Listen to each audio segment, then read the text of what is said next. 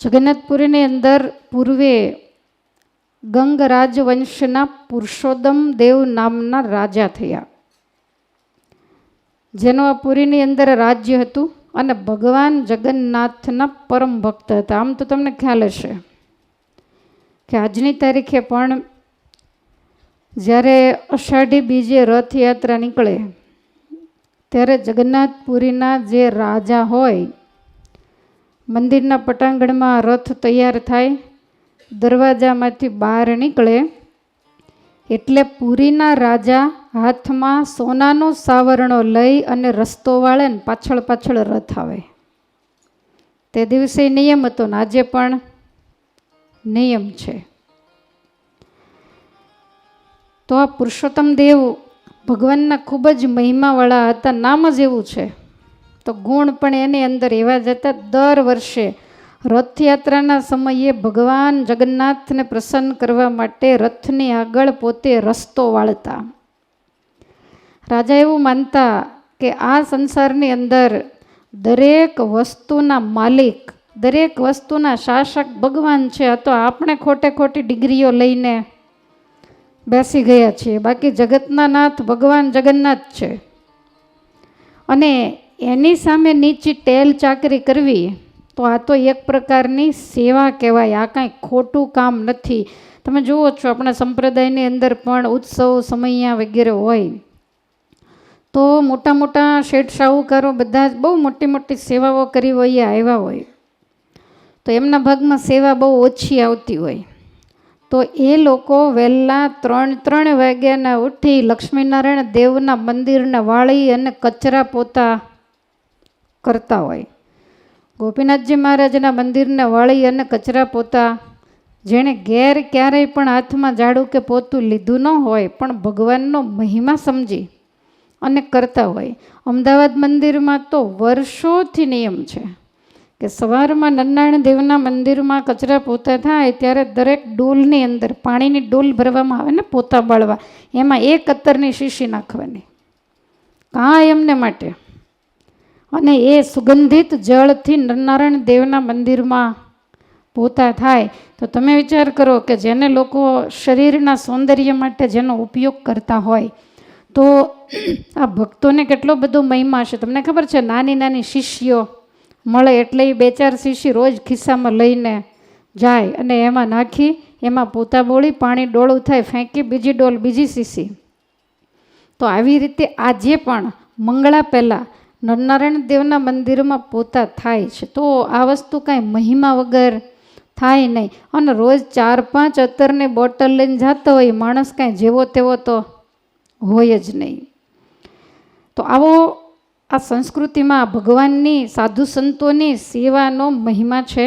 તો આ પુરુષોત્તમ દેવ આવી રીતે કાયમ રથયાત્રા જ્યારે હોય ત્યારે પુરુષોત્તમ દેવ 100 કામ પડતા મૂકી અને જગન્નાથ ભગવાનની રથયાત્રામાં સાવરણો લઈને હાજર હોય.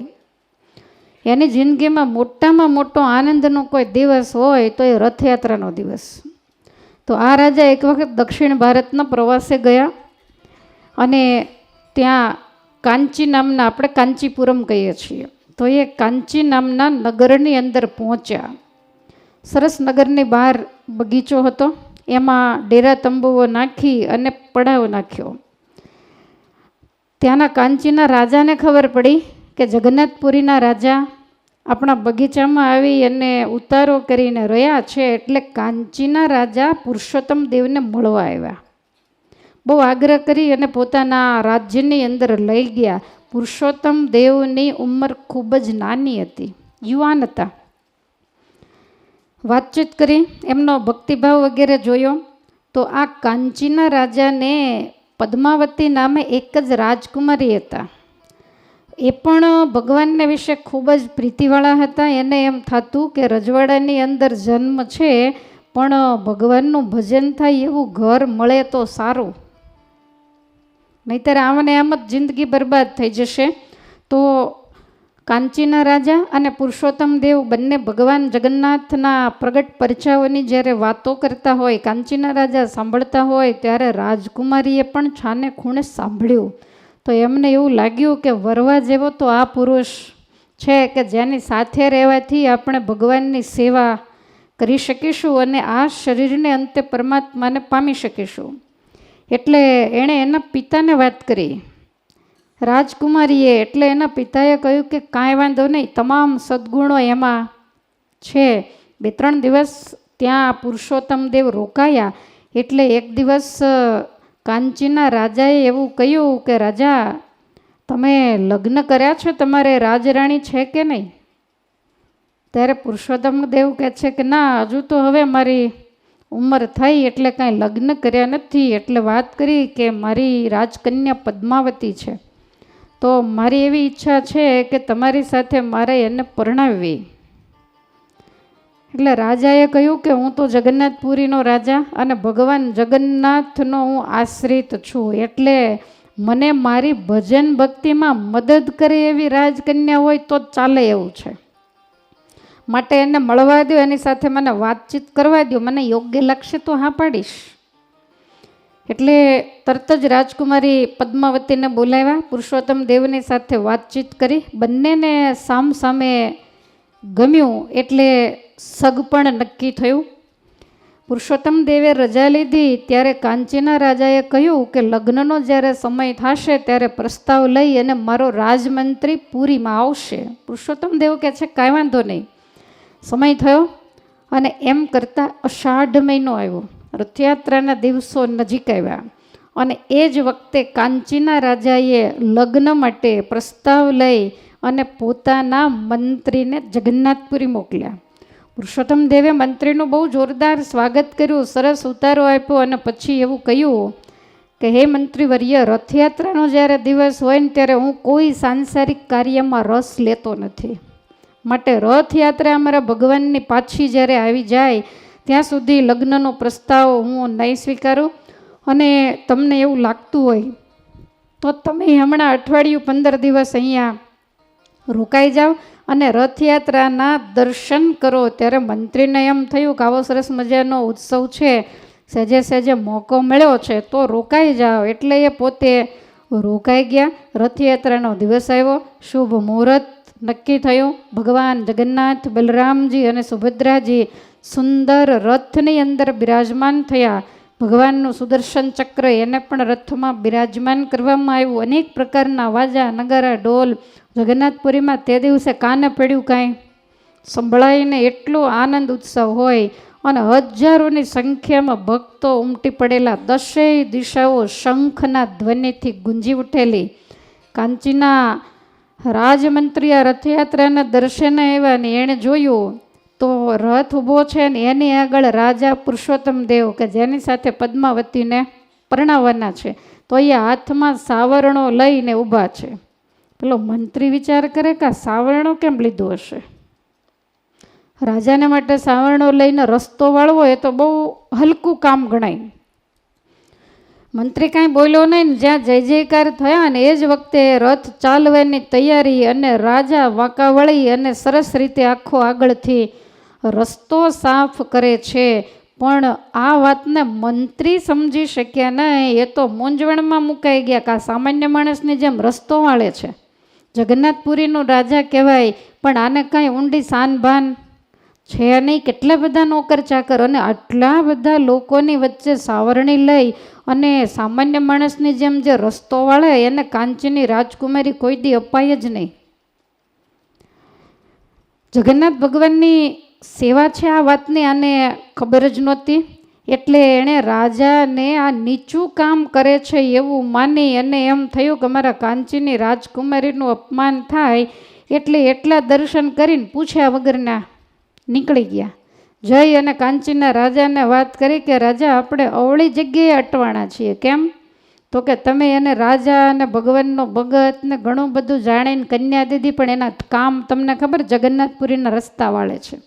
અમુક વખત માણસ એટલે જ અટવાઈ જતો હોય કાંઈ ચોખવટ ન કરે, બધું મનમાં ને મનમાં વિચારીને જ્યારે નક્કી કરે ને ત્યારે માણસ જિંદગીમાં બહુ દુઃખી થતો હોય છે. આવી મૂંઝવણ આવે ત્યારે 5 ડાયા માણસને પૂછી અને એનું સોલ્યુશન કરવું જોઈએ.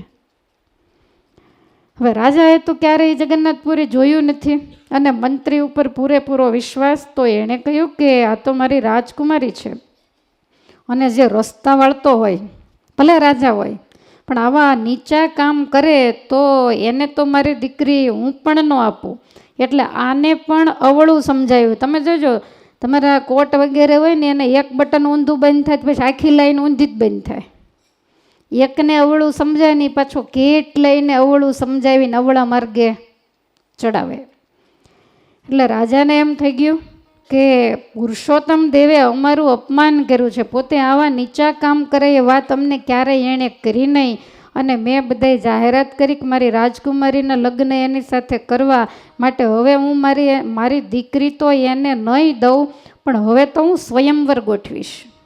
અને સ્વયંવરની તારીખ નક્કી કરી નાખી. દેશ દેશાવરમાંથી બધા જ રાજાઓને તેડાવ્યા, માત્ર ને માત્ર એક પુરુષોત્તમ દેવને ન તેડાવ્યા. બધાએ રાજાઓ જાતા હોય, એકબીજાની સાથે કોન્ટેક્ટ થતા હોય એટલે પૂછે તો પુરુષોત્તમ દેવ પૂછે છે શું? તો કે તમને આમંત્રણ નથી, કાંચીની રાજકન્યા તો એનો સ્વયંવર છે. પુરુષોત્તમ દેવ કે સ્વયંવર શાનો હોય? એના સગપણ તમારી સાથે નક્કી થયું છે. મંત્રી પણ કાંઈ બોલ્યા વગરના પ્રસ્તાવ લઈને આવ્યા તને જતા રહ્યા છે, કોઈ સમાચાર નથી. ત્યારે આ કહે છે કે તમારી સાથેનું સગપણ એણે ફોક કર્યું છે. તમે જગન્નાથના રથની આગળ જે રસ્તો વાળો છે રાજાને સહેજે ગમ્યું નથી. પુરુષોત્તમ દેવ વિચાર કરે કે એની દીકરી ન દે તો કાંઈ નહીં, પણ જાહેર કર્યા પછી આવી રીતે મને ન બોલાવે, બધાય રાજાઓને બોલાવે તો એક ક્ષત્રિય તરીકે મારું અપમાન કહેવાય. બીજો રાજાએ દીકરી દેતા પહેલાં વિચાર કરે ને મારી કાંઈ કિંમત ન રહે, માટે આ વાત તો ચાલે નહીં, એનો બદલો તો મારે લેવો જ પડશે. એટલે રાજાને કાંચીના રાજા ઉપર બહુ જ ગુસ્સો થયો. એટલે એણે પ્રતિજ્ઞા લીધી કે યુદ્ધનો પડકાર ફેંકું લગ્ન પહેલાં. અને પહેલાં તો આવી રીતે જર જમીનને જોરું એના માટે જ યુદ્ધો ખેલાતા. એટલે કાંચીના રાજાને કહેવડાવ્યું કે હું મારું સૈન્ય લઈને યુદ્ધ માટે આવું છું, કાંઈ પણ વગર વિચારે સીધો સંબંધ ફોક કરવાનો. તમે ક્ષત્રિય છો એમ અમે પણ ક્ષત્રિય છીએ, તમે સ્વમાની છો, તમારા કરતાં અમે ડબલ સ્વમાની છીએ. દુનિયામાં અમારી કિંમત જાય એ અમે સાખી લેતા નથી, માટે યુદ્ધ માટે તૈયાર રહેજો. કાંચીના રાજા કહે છે કાંઈ વાંધો નહીં. કાંચીનું રાજ પણ બહુ મોટું હતું. અને પછી તો ચડી સવારીએ સૈનિકો વગેરે લઈ અને પુરુષોત્તમ દેવ કાંચીપુરમ તરફ જાય છે. હવે ત્યાં ગયા પછી થયું એવું કે પુરુષોત્તમ દેવ છે એ જગન્નાથ ભગવાનના પરમ ભક્ત હતા. અને કાંચીના રાજા તમે જાણો છો કે દક્ષિણમાં ગણપતિ, કાર્તિક સ્વામી, તો એની ઉપાસના વધારે થાય. એટલે અહીંયાના જે રાજા હતા એ થોડુંક ધીમું રહે, એ જે રાજા એ ગણપતિજીના પરમ ભક્ત હતા. એટલે બંને ભેગા તો થયા, પણ બંને એક શરત મૂકી. કાંચીના રાજાએ એવું કીધું કે તમે સામે ચાલીને યુદ્ધના નિશાનો વગાડતા આવ્યા છો તો મારી એક શરત છે. શું? જો તમારો યુદ્ધમાં પરાજય થાય, પુરુષોત્તમ દેવને કહે છે, તો તમારા ઈષ્ટદેવ જગન્નાથ, સુભદ્રા અને બળદેવજી છે, તો એની મૂર્તિઓને હું અહીંયા કાંચીમાં લાવીને મારું મોટું ગણપતિનું મંદિર છે ને એની પાછળના ભાગમાં પધરાવીશ. અને જો મારો પરાજય થાય તો અમારા જે મંદિરમાં ગણપતિજીની મોટી મૂર્તિ છે એ તમારે જગન્નાથપુરી લઈ જઈને તમારા જગન્નાથ ભગવાનની પાછળ પધરાવવાની, આપણી હારની નિશાની છે. બંનેએ વાતને માન્ય રાખી. પુરુષોત્તમ દેવ ત્યાં છાવણી નાખી અને રહ્યા. પણ ભગવાન હંમેશા ભગતની જ કસોટી કરતા હોય છે. હજી તો યુદ્ધ ચાલુ થાય, બીજે દિવસે યુદ્ધ ચાલુ થવાનું હતું ને આગલે દિવસે રાત્રે પુરુષોત્તમ દેવનો આખો રસાલો, હાથી, ઘોડા, ગજદળ, પાયદળ, અશ્વદળ જે કાંઈ હશે એ બધા જ પોતપોતાની છાવણીઓમાં છે ને એમાં અચાનક છાવણીમાં આગ લાગી અને બધું જ સળગી ગયું. પશુઓ વગેરેને લઈ અને સૈનિકો તો માંડ માંડ બચ્યા, બાકી આયુધ સહિત બધું જ બળીને ભસ્મ થયું. એટલે કાંચીની અંદર પુરુષોત્તમ દેવના જ્યાં હોય ત્યાં અપમાન માંડ્યા થવા કે મોટા ઉપાડે યુદ્ધ કરવા માટે આવ્યો તો જગન્નાથનો મોટો ભગત કહેવાય છે. યુદ્ધ થયા પહેલાં તો બધું બળીને ભસ્મ થઈ ગયું. રાજાને બહુ દુઃખ થયું. પાછા રાજા જગન્નાથપુરી આવ્યા, પણ હાથ જોડીને ભગવાન જગન્નાથને પ્રાર્થના કરી કે આમાં આબરૂ મારી નહીં જાય, આબરૂ તમારી જશે. તમારે ગણપતિની પાછળ ત્રણેય બેન ભાઈને બેસવું છે અને બેસવું જ પડશે. જો તમે મારી મદદ નહીં કરો, અને તમે જાણો છો કે હું કોઈ નીચું હલકું કામ કરતો નથી, હું તો તમને જગતના માલિક માની, મોટા મોટા દેવતાઓ તમારા ચરણની રજને મસ્તકે ચડાવે, તો એવો તમારો મહિમા સમજીને હું માર્ગ કાયમને માટે રથયાત્રામાં સાફ કરું છું. પણ એને અવળું સમજાયું, તમે એને સવળું ન સમજાવ્યું. લગ્નનો તો કદાચ અસ્વીકાર કર્યો એ તો ઠીક છે, પણ યુદ્ધની અંદર તમે મારી સહાય ન કરી. યુદ્ધ ચાલુ થયા પહેલાં તો છાવણી બળીને ભસ્મ થઈ ગઈ ને મારું ભયંકર અપમાન થયું. માટે હું તો એવું માનું છું કે તમને ગણપતિની પાછળ બેસવાની ઈચ્છા છે, અને તમારે આમ પણ હાથ વગેરે તો કાંઈ છે ને, જોર ક્યાંથી હોય. જગન્નાથ ભગવાનને ખૂબ પ્રાર્થના કરી અને રાજા રડતા રડતા સૂતા, અને રાત્રિના સમયે ભગવાન જગન્નાથ એના સ્વપ્નમાં પ્રગટ થયા છે અને કહે છે કે રાજા ચિંતા ન કરો, તમારા કરતાં જ આજી ચિંતા અમને છે. અમારે તમને એકલા કાંઈ કામ કરવા દેવું નહોતું, અમારે કરાવવું હતું ને એટલે અમે આ બધું બાળી દીધું છે. માટે ફરી વખત યુદ્ધની ઓફર આપો અને ફરી વખત તમે યુદ્ધ મેદાનમાં કાંચીપુરમ બીજું સૈન્ય લઈને જાઓ, અને એમાં હું તમારી મદદ કરીશ, હું યુદ્ધ કરીશ અને હું તમને વિજય અપાવીશ. માટે તમે જરાય ચિંતા કરશો નહીં. રાજા જાગ્યા, શુભ શુકનો થયા, સંકેત મળ્યો કે ભગવાન જગન્નાથજી બધી જ બાજીને સંભાળી લેશે. એટલે રાજાને યુદ્ધ માટે અતિશય ઉત્સાહ થયો અને બીજી વખત સૈન્ય લઈને કાંચીની યાત્રા શરૂ કરી. સૈનિકોને કહે છે કે તમે બધા જ આગળ જાઓ, હું પાછળ મારા અસ્ત્ર શસ્ત્ર રથ સૈન્ય સરંજામ લઈને આવું છું. એટલે મોટા મોટા જે સૈનિકો હાથી ઘોડા વગેરે લઈ અને આગળ જાય છે. અને એ વખતે ભગવાન જગન્નાથ એ પણ સાથે અને ભગવાન બલરામ પણ સાથે, એક શામ અને એક ગૌર. જગન્નાથજી કાળા ઘોડા ઉપર અસવાર થયા અને બલરામજી સફેદ રંગના ઘોડા ઉપર અસવાર થયા. સૈનિકોની સાથે વચ્ચે ભગવાન ઘોડા દોડાવે, પણ સૈનિકોને કોઈને ખબર નથી કે સાથે કોણ છે. હવે આ પહેલા વહેલા નીકળ્યા અને જાજુ જમે એટલે પરસે હોય, જાજો વળે થાકી પણ જાય. 8 વખત ભોગના જમનારા ઉપર કાયમ છત્ર અને ચામર ઢળતા હોય ને એને કાળા તડકામાં ઘોડા લઈને દોડવું અઘરું તો ભગવાન હોય તોય પડે, કારણ કે આ લોકની અંદર છે. એટલે ભગવાન થોડાક ઘોડાને ધીમો પાડીને કહે છે કે મોટા ભાઈ કેટલો બધો તાપ છે, તરસ બહુ લાગી છે. ત્યારે દાઉજી કહે છે કે તરસ તો મને લાગી છે, પણ હવે તમે સપનામાં જઈને બધી વધારાની ઓરી અને માથે લીધું કે યુદ્ધ કરવા અમે જઈશું, તો હવે છૂટકો જ નહીં, કોણ પાણી પાવે આવે અહીંયા. ભગવાન કહે છે કે પણ કાંઈક કરવું તો પડે. અને આમ જ્યાં વિચારે છે તો એ વખતે એક વૃદ્ધ ગોવાળણ, એને માથે એક મટકી હતી અને એ મટકીની અંદર કાંઈક હશે એવું જાણી અને બે ભાઈએ ઘોડા ઊભા રાખ્યા. અને ભગવાન જગન્નાથ કહે છે કે આ તમારી મટકીમાં શું છે? ત્યારે એણે કીધું છાશ છે. તમારું નામ? તો કે મારું નામ મણિકા છે. તો શું કરવા આ મટકીમાં છાશ લઈ જાઓ? તો કે બજારમાં વેચવા, કાયમને માટે છાશ વેચવું, એમાંથી જે કાંઈ આવે એનાથી મારા પરિવારનું ગુજરાન ચાલે. તો ભગવાન જગન્નાથ ને બલરામભાઈ સૈનિકના વેશમાં છે અને બીજા તો કોઈ ઓળખી શકે નહીં. એટલે જગન્નાથે બલરામજીને કીધું કે મોટા ભાઈ પીવી છે છાશ? ત્યારે દાઉ કહે છે કે મને તો ક્યારની તરસ લાગી છે, મળી જાય તો કામ થઈ જાય. એટલે એણે એક ગોવાળણને એવું કહ્યું કે તારી મટકી મને આપ અને અમારે છાશ પીવી છે. ઘોડેસવાર હોય, અસ્ત્ર શસ્ત્ર હોય, સારા સૈનિકના વસ્ત્ર હોય, એટલે પેલીને તેમ હોય છાશ પીને પૈસા, એને ખબર નથી પાનવાળાને બાકી છે હજી. એટલે પેલીએ છાશ આપી દીધી ને બે ભાઈ અડધી અડધી મટકી પી ગયા. પછી ખાલી મટકી પેલીને પાછી આપીને બે ઘોડાને હંકાર્યા. પેલી પાછળ દોડી કે તમે કોઈ રાજાના સૈનિકો હોય એવું લાગે છે, અને આ મારી ઉંમર થઈ, મારે બીજી કોઈ આજીવિકા નથી, માટે મને તમે પૈસા તો દેતા જાઓ. ત્યારે ભગવાન જગન્નાથ કહે છે કે અમે સૈનિક છે, યુદ્ધ કરવા નીકળ્યા છીએ અને યુદ્ધ કરવા જાય એની પાસે પૈસા હોય નહીં. પેલી કે તો પહેલાં બોલવું તો હું બીજાને આપે તો મને પૈસા તો મળે જ. ત્યારે ભગવાન કહે છે કે અમારી પાસે પૈસા નથી. એ વખતે પેલી સ્ત્રી રડવા માંડી. ત્યારે બલરામજી કહે છે કે મહારાજ હાવ આવું તો ન કરાય, યુદ્ધ કરવા જવું છે, એક ભગતને મદદ કરવા જવું છે, અને પાછા એકને રોવરાવતા જાઓ છો, માટે કાંઈક એનો રસ્તો કાઢી દો.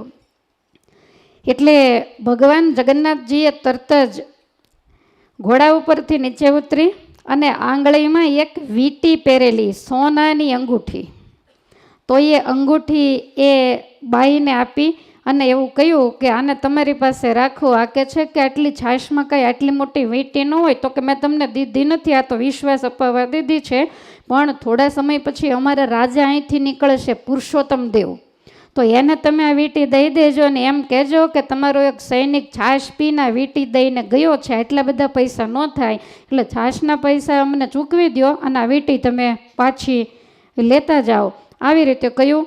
એટલે પેલીએ તરત અંગૂઠી લઈ લીધી અને આ પણ કેવી વફાદાર હશે, ત્યાં રોડે ને રોડે બેઠી, નહીંતર આપણે હોય તો વેચીને છાશને બદલે માખણ લઈને ખાઈ જાય. અને એવાને ઠાકોરજી એની આગળ કાંઈ માગે નહીં ને. હવે રાજાના આગમનની રાહ જોતી રસ્તામાં ઊભી છે. થોડા સમય પછી રાજા પોતાના દળની સાથે આવ્યા.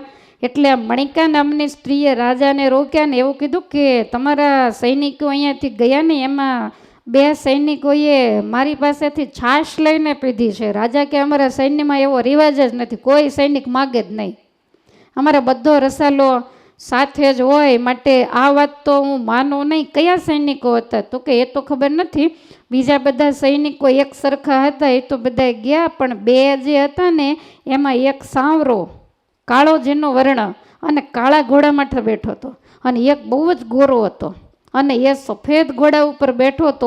આમ 2 ભાઈ જેવા જ લાગતા.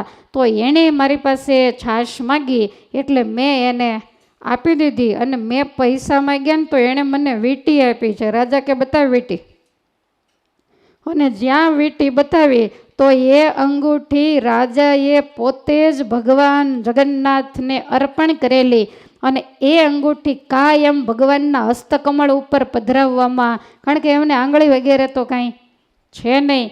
તો એ જ અંગૂઠી જોઈ એટલે રાજાને અતિશય આશ્ચર્ય થયો કે માનો ન માનો, આ અમારીથી પહેલાં ભગવાન જગન્નાથ યુદ્ધ જીતાવવા માટે પહોંચી ગયા છે.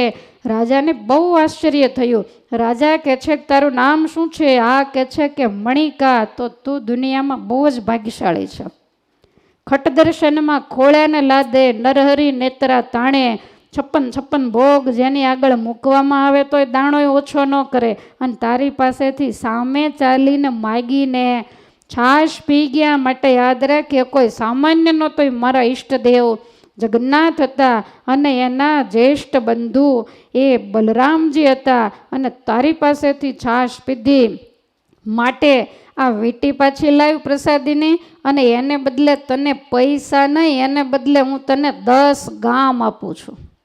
અને 10 ગામ ત્યાં ને ત્યાં પેલી બાઈના નામે લખી દીધા, અને એવું કહ્યું કે આ સ્થળ ઉપર ભગવાન જગન્નાથે તારી છાશ પીધી છે ને, એટલે અહીંયા હું તને એક ગામ વસાવી દઉં છું, અને એ ગામનું નામ મણિકપટના રાખ્યું. આજ પણ એ મણિકપટના ગામ એ પુરુષોત્તમ દેવનું વસાવેલું આ ઓરિસ્સાની અંદર છે. અને એમાં પેલી જે મણિકા હતી એને રહેવા માટે બધાએ મહેલ વગેરેની વ્યવસ્થા કરી દીધી, અને 10 ગામમાંથી જે કાંઈ વેરો વગેરે આવે એનાથી આની આજીવિકા ચાલતી. રાજા ત્યાંથી કાંચી તરફ ગયા. બંને પક્ષની સેનાઓની વચ્ચે ભયંકર યુદ્ધ થયું. હવે તો રાજાને હારવાનો કોઈ પ્રશ્ન જ નથી, કારણ કે રાજા યુદ્ધ કરવા માટે આવ્યા છે. સૈનિકોએ બંનેએ રાજાને એવું કહ્યું કે રાજા તમે પાછળ જો, પહેલાં અમને તમે યુદ્ધ કરવા દો. અને ભયંકર જ્યારે યુદ્ધ ચાલ્યું તો બીજા બધા સૈનિકો તો ઠીક છે, પણ આ 2 સૈનિકો કાળા ને ધોળા ઘોડા ઉપર બેઠેલા, એને તો કાળો કેર મચાવ્યો. સામેની કાંચી રાજાની જે તમામ સેના હતી એને પરાસ્ત કરી દીધી, ને એટલા વીરતાથી યુદ્ધ કરે એની સામે કોઈ જોઈ પણ ન શકે. કેટલાય એના સૈનિકો માર્યા ગયા. કાંચીના રાજા યુદ્ધની અંદર હારી ગયા. નિયમ એવો હોય કે જે રાજા યુદ્ધમાં હારે એને જીતેલો રાજા બંદી બનાવી અને પોતાની સાથે લઈ જાય, અથવા તો એને પોતાના હાથ નીચે કાયમને માટે રાખે. પણ પુરુષોત્તમ દેવને એ હતું કે મારી સાથે કરેલી સગાઈ એણે જ કરેલી, ને પાછી તોડી અને દુનિયામાં મારું અપમાન કર્યું છે. એટલે રાજાએ કાંચી રાજાને બદલે રાજકુમારી પદ્માવતીને બંદી બનાવી. અને ત્યારે રાજાથી તો કાંઈ બોલાય નહીં, એટલે રાજકુમારીને બંદી બનાવી. રાજકુમારી કરગરવા લાગી. ત્યારે પુરુષોત્તમ દેવ કહે છે કે મારી સાથે લગ્ન કરવા માટે હું નથી લઈ જતો, પણ તમારા પિતા એવું કહેતા હતા કે એક રસ્તો વાળનારાની સાથે હું મારી દીકરી ન પરણાવું. હું પ્રતિજ્ઞા લઉં છું કે તને કોઈ પણ રસ્તો વાળનારાની સાથે જ પરણાવું. હવે રાજકુમારી તો ચોધાર આંસુડે રડવા માંડી કે હું રાજની અંદર રહેનારી અને તમે સામાન્ય રસ્તો વાળનારીની સાથે મને પરણાવશો. સામ સામે તકરાર થઈ. પુરુષોત્તમ દેવ રાજાના મંત્રી હતા, એ બહુ ડાયા હતા. એટલે મંત્રી પુરુષોત્તમ દેવને કહે છે કે રાજા, તમે જે નિર્ણય લીધો એ બરાબર છે, પણ તાત્કાલિક અત્યારે રસ્તો વાળનારાને શોધીએ, એની સાથે આ રાજકુમારીને પરણાવીએ, આ બધો મેળ ન આવે. માટે રાજકુમારી તમે મને સોંપી દો, આપણે એને જગન્નાથપુરી લેતા જઈએ, હું એને અલગથી મેલ આપીશ. અને મહારાજ તમે તો રાજા છો, તે તમે રસ્તો વાળનારાને ગોતવા જશો અને પછી તમે એની સાથે આને પરણાવશો. માટે એક કામ મને સોંપી દો. હવે તમે જીત્યા છો એટલે તમે શાંતિથી તમારું રાજ કરો અને હું મારી રીતે આડી નજરે કોઈ એવો રસ્તો વાળનારો એને શોધતો રહીશ અને પછી એની સાથે આ રાજકન્યાને પરણાવશું તો તમારી પ્રતિજ્ઞા પણ રહેશે. એટલે રાજા બહુ ડાયા હતા. કહ્યું કે કાંઈ વાંધો નહીં. પદ્માવતીને લઈ જગન્નાથપુરી આવ્યા. એના રાજમંત્રી હતા, એણે અલગ એક મહેલની અંદર રાજકન્યાને ઉતારો આપ્યો અને હિંમત આપી. કહ્યું કે ભગવાન જગન્નાથમાં ભરોસો રાખજે, આ શિખર ઉપર સરસ મજાની ધજા ફરકે છે ને એને કાયમને માટે હાથ જોડજે તો તારી ઈચ્છાને ભગવાન જગન્નાથ જરૂરથી પૂરી કરશે. રાજકન્યાને હિંમત આપી, સેવકોને સેવામાં રાખ્યા, એને રસોડા વગેરેની વ્યવસ્થા કરી દીધી. દિવસો પછી દિવસો જવા માંડ્યા અને એમાં વળી પાછી અષાઢી બીજનો દિવસ આવ્યો, રથયાત્રાનો સમય. અને રથયાત્રા આવે એટલે પુરુષોત્તમ દેવને તો જગન્નાથ સિવાય બીજું કાંઈ દેખાય જ નહીં. એ પૂરી તૈયારીમાં હોય. તમારે કેમ કાંઈક એવી સાફ સફાઈ કે આ તે કાંઈક હોય તો સાવણી થોડીક આમ તેમ થઈ ગઈ હોય ખોલીને વ્યવસ્થિત, એમ રાજા સાવણ જ બાંધતા હોય કે જગન્નાથ ભગવાનના રસ્તાને મારે સાફ કરવાનો છે. એટલે રાજા એની તૈયારીમાં હતા. આખી જગન્નાથપુરીમાં શરણાઈઓને નોબતો વાગી રહી છે અને રાજકુમારી પદ્માવતી અતિશય રડે છે કે કેવો રસ્તો વાળનારો મળશે અને કોની સાથે મને પરણાવશે ને હું એને ઘર કેવું હશે, હું જિંદગી કેમ કાઢીશ.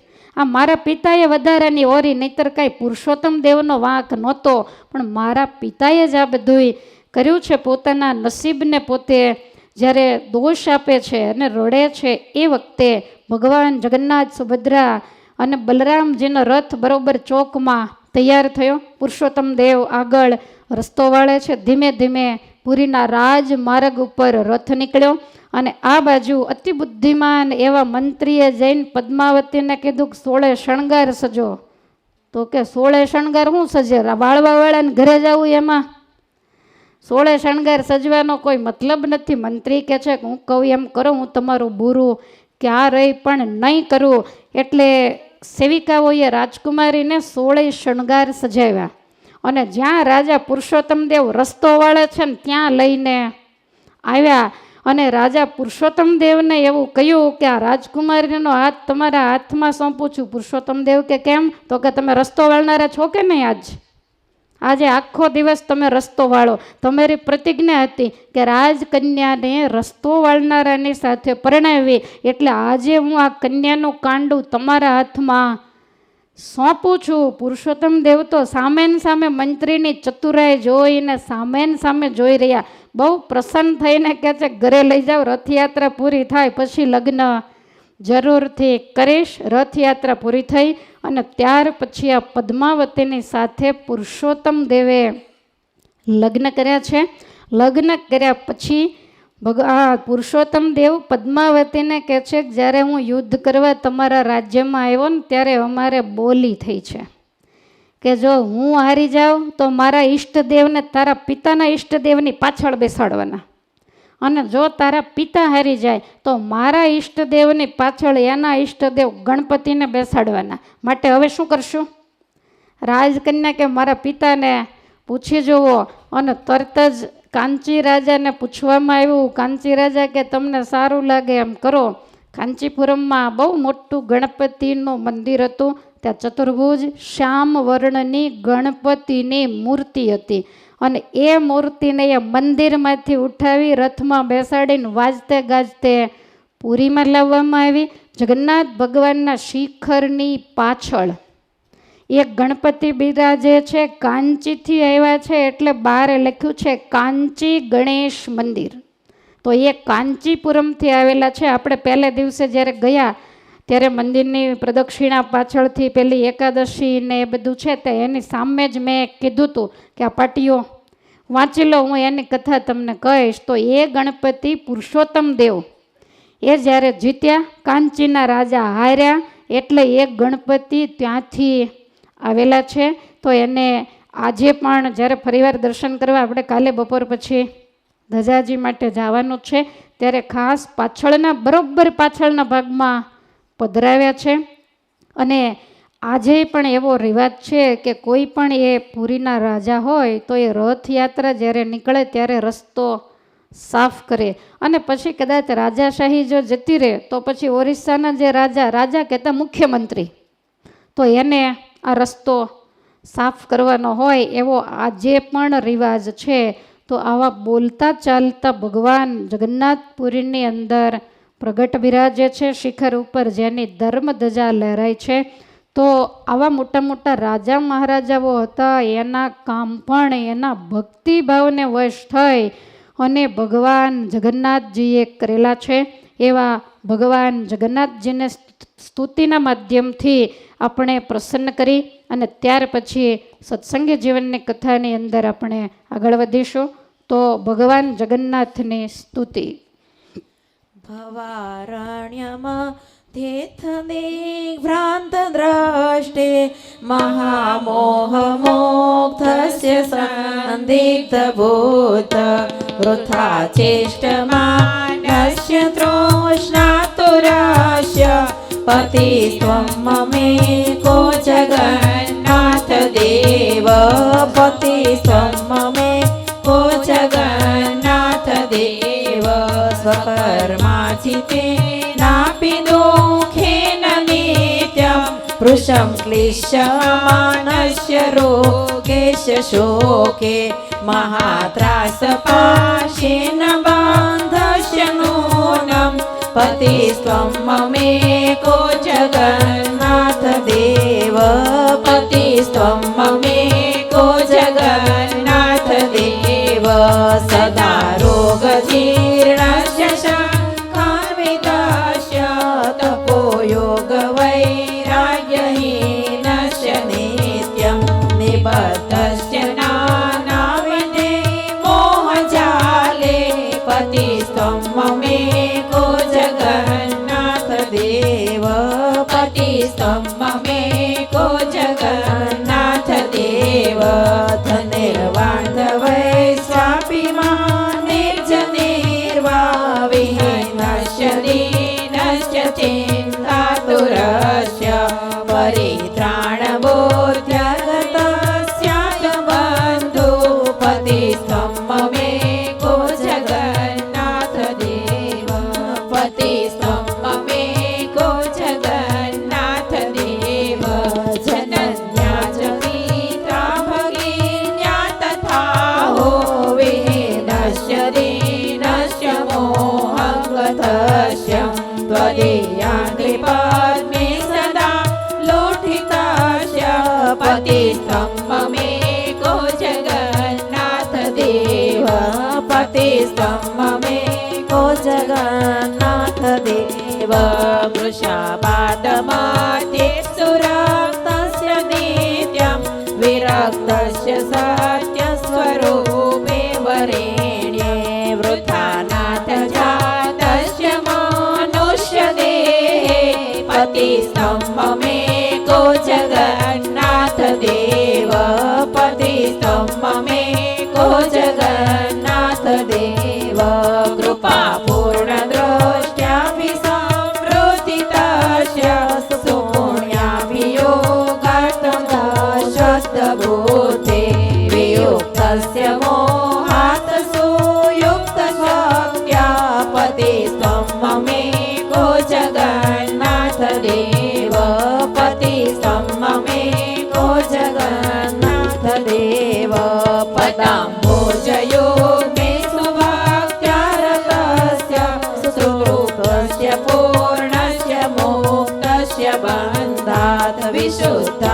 द्रोष्टे प्रलुब्धाभिदृष्टे पतिस्त्वं ममेको जगन्नाथ देव पतिस्त्वं ममेको जगन्नाथ देव भवारण्यमध्ये भ्रान्तदृष्टे महामोहमुग्धस्य सन्दिग्धभूत वृथा चेष्टमानस्य तृष्णातुरस्य पतिस्त्वं ममेको जगन्नाथ देव पतिस्त्वं ममेको जगन्नाथ देव पतिस्त्वं ममेको